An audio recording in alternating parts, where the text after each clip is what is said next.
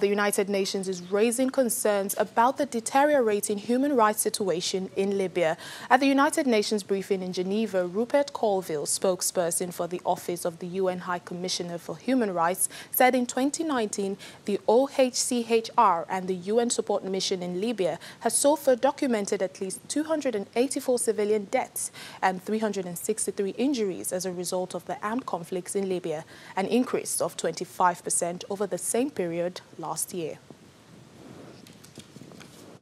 We are concerned about the deteriorating human rights situation in Libya, including the impact of the ongoing conflict on civilians, attacks against human rights defenders and journalists, treatment of migrants and refugees, and conditions of detention and impunity.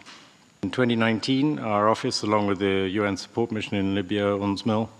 has so far documented at least 284 civilian deaths and 363 injuries as a result of the armed conflict in Libya, an increase of more than a quarter over the number of casualties recorded during the same period last year. Airstrikes were the leading cause of civilian casualties, accounting for 182 deaths and 212 injuries.